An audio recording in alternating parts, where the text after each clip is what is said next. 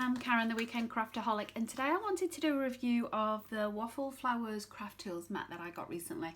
I say recently, I've actually had it for a few months now. I got it when it was on sale at scrapbook.com.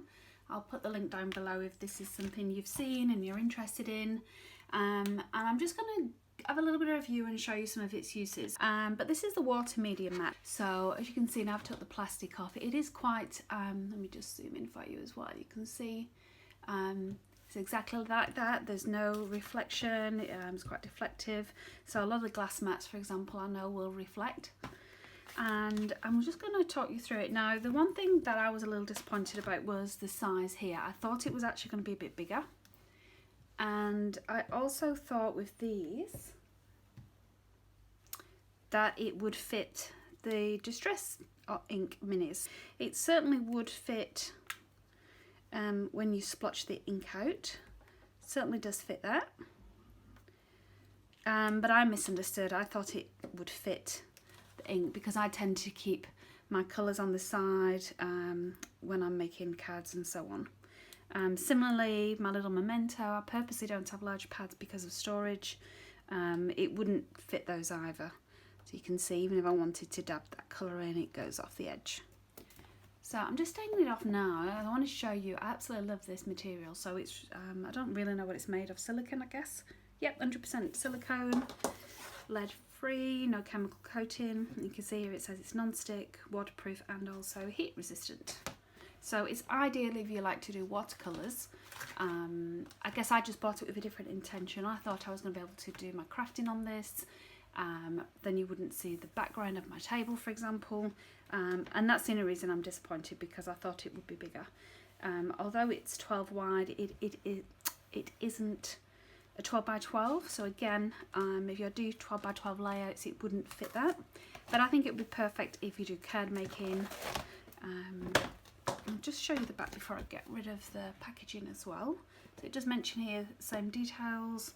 You see here it actually does tell you on here it's a 9 by 12. And sorry for the reflection on that. You can see here it mentions non-reflective, and there's guides for framing videos, which you can see here as well. So if you do Instagram pictures, for example, be perfect for that. And I don't know if you can. I've got mine. So down you can kind of see them on here where your guides are. Smooth matte white surface, and then 12 anti-squares to put your colours. And it is a suction mat. It is really good, so it's not going to slip around when you're using your creations.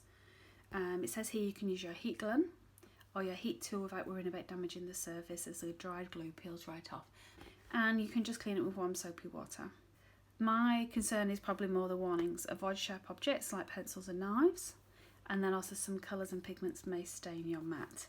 Now I've read a little bit as well since I got this. If you use Copic markers or any alcohol markers, it does stain.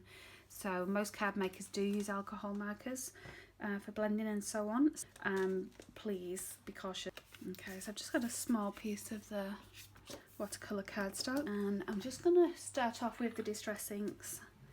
Here, let's just wet those a little, and then we can blend them, and you can see it quite nicely containing these little grooves for it. And you can see there's my colour. For those of you that do like to do a little spraying with your Distress inks as well, you could always use this here if you wanted to, say, mix a few colours. And I've just got some watercolour paints here as well.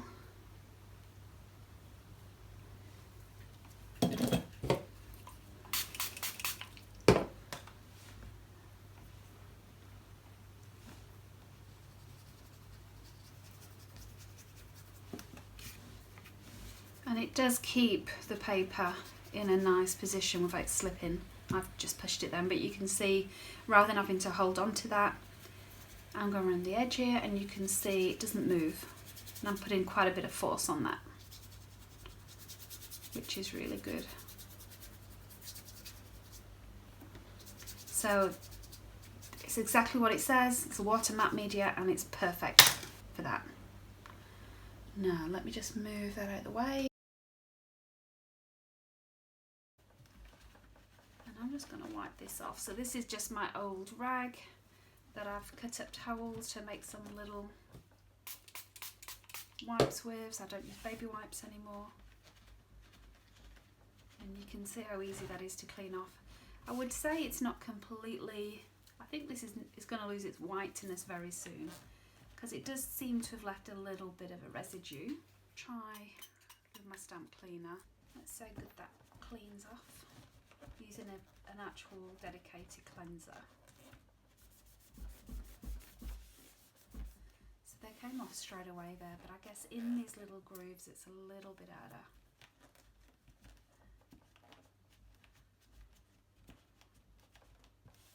So I don't know if I could be bothered spending the time, if I'm honest, cleaning in and out of these grooves, because even though I've only used a couple of them, the spray obviously goes everywhere, so even the surrounding little squares I've got to clean, and I'm very lazy when it comes to cleaning. But this, perfect. Okay, let's try it on the dye ink and the pigment ink, because I am nervous about ruining this mat. It's beautifully white, but I don't know how long it would stay that way for. Oh, just clean my brush, and I'm only going to put a tiny amount on. So that is the Memento Tuxedo Black, the dye ink.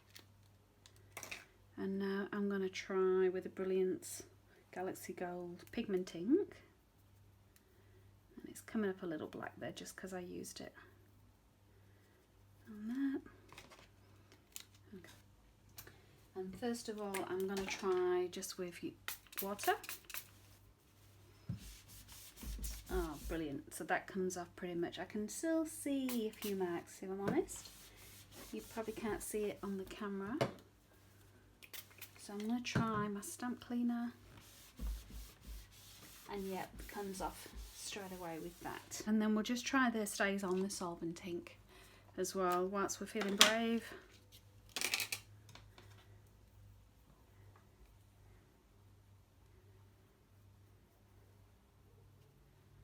Again, I'm not going to put too much on.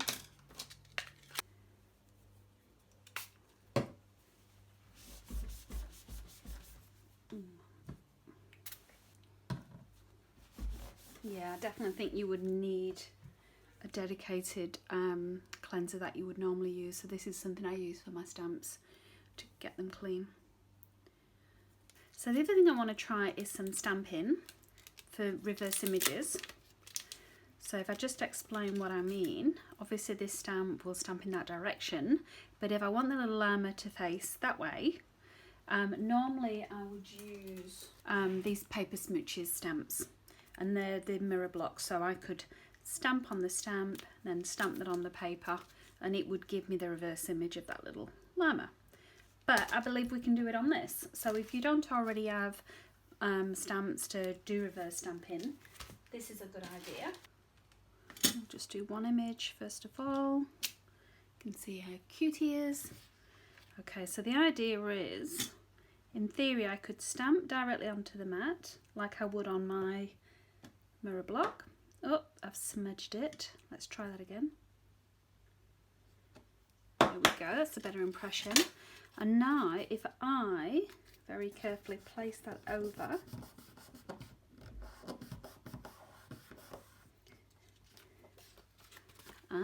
so the image is transferred, as you can see. So I've just quickly cut those out so you could see now you get twice as much use out of your stamps, and then you could just fussy cut that out. So you've got you can make a card, for example, with the two images facing each other.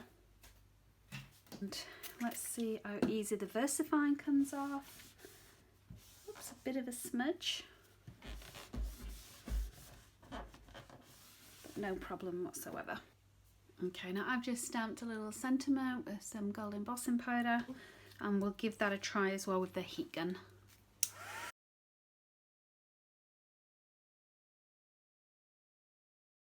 And you can feel a little bit of heat, but not an issue, definitely not an issue with that heat gun. Okay, so let's try the fuse tool. So I've had this on the go for about 20 minutes. I'm just going to make up a little shaker pocket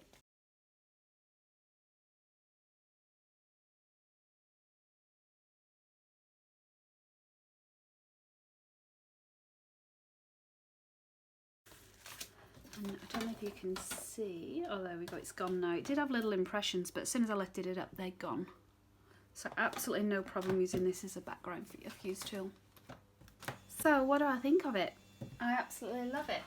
I got it on sale. I don't think I would pay the full price, so I got this on sale for $34 at scrapbook.com. But I think for when I'm card making, it's going to be ideal. When I'm doing my pocket page notebooks, it will. Because again, you can see when I'm doing an 8x8 layout, it's a perfect size as well in that frame. Instagram photos will be great. It's just the 12x12, unfortunately. I wish they did a bigger size, and that would have been perfect. If you'd like to see more product reviews, stick around and subscribe, hit the like button, and I'll see you next time. Thanks for watching. Hey, thanks for watching. If you've got any comments about this video, please leave them below. I'd love to see them. And if you enjoyed this video, please give it a like. That way YouTube knows to recommend similar ones for you. And finally, if you'd like to see more from me, and I hope so, please subscribe by clicking the link below. I post new content every weekend.